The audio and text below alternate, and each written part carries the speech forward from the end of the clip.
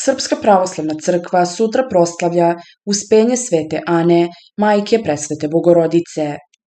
Ana je 50 godina živela bez dece sa mužem Joakimom, koji je godinama bio tužan zbog toga. Jednog dana otišao je u pustinju da tuguje, ukazao mu se anđeo i rekao da će ga Bog blagosloviti detetom. Isti anđeo ukazao se kasnije i Ani i stigla je Presveta Bogorodica. Ana je tada već bila u poznim godinama, a po obećanju datom Bogu odgajali su je do 3. godine života, kada su je odveli u hram. Tamo je živela do 12. godine, kada je verena za Josifa. Vernici kažu da žene ne bi trebalo ništa da rade danas, a u nekim selima po Srbiji postoji i običaj da majke vode kćerke oko kuće i bacaju pepeo ili proso, na taj način terajući zle čini. Bolesne žene odlaze u manastir na molitvu, a žene koje žele da ostanu u drugom stanju na konak, gde ostaju po 3 dana. A ovo je molitva Svete Ane.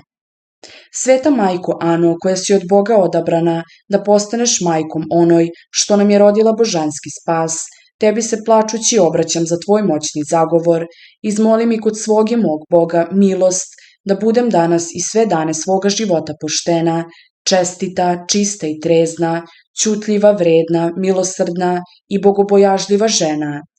Da takva i ostanem i da uvek nastojim da budem svom mužu verna drugarica, deci svoj brižna majka i da sve dužnosti svoga staleža, pouzdavajući se u pomoć Božiju, verno vršim i da ni u čemu ne budem kriva za veću, slučajnu nemarnost. Neka je daleko od mene svaka bezobraznost, gizdavost, brbljivost, ljubomora, nesmotrenost, prkos nevera, lenjost i nemar u dužnosti. Uvek ću pred očima imati, sveta moja zaštitnice, tvoj uzorni život pa se truditi kako bih svoj život sve više i više učinila sličnim tvom životu. Kako si ti svom svetom mužu Joakimu, tako ću i ja svom mužu činiti samo dobro, a nikada zlo. I ja ću poput tebe sve što se kuće tiče uvek čisto i uredno obavljati i za kućnu sečeljad danju i noću brinuti ozbiljno da im ništa potrebno ne usfali. Kao što si ti svoje dete i ja ću svoje odgajati u strahu Božijem. Deca će na meni videti primer i videti kako se duša moja boji Gospodina, kako ga hvali i slavi u svakoj prilici i svaki čas. Poput tebe biću siromasima majka, potištenima podrška.